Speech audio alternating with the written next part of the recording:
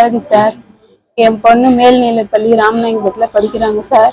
எங்க பொண்ணு கிட்ட அந்த பையன் அண்ணாமலைன்ற பையன் பிரச்சனை பண்ணுவான் சார். அது தெரிஞ்சு எங்க வீட்டுக்காரு அவங்கள அடிச்சிட்டாங்க சார். அந்த அடிச்சதுனால சனிக்கிழமையே எடுத்துன்னு போய் அவங்கள கேஸ் போட்டு உள்ள தள்ளிட்டாங்க சார். எங்க வீட்டுக்காரையும் எங்க நாத்தனார் வீட்டுக்காரையும். அதுக்கப்புறம் சரின்னு சொல்லிட்டு நாங்க ரெண்டு பேர் தனியா இருக்கிறத பார்த்துட்டு மறுநாள் 2 நாள் கழிச்சு மறுநாள் வந்து எங்களை அட்டாக் பண்ணாங்க சார். அட்டாக் பண்ணல, என் பொண்ணுக்கு கத்தல நான் வெளியே வந்தேன் சார் பதறினு. அப்புறம் பார்த்தா என்னையும் அட்டாக் பண்ணிட்டு ஓட்டாங்க சார்.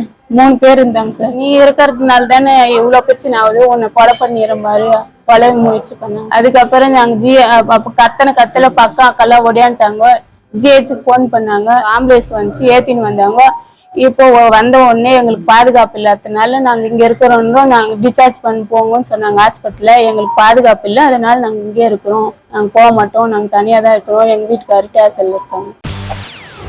செய்திகளை உடனுக்குடன் தெரிந்து கொள்ள உடனே சப்ஸ்கிரைப் பண்ணுங்க.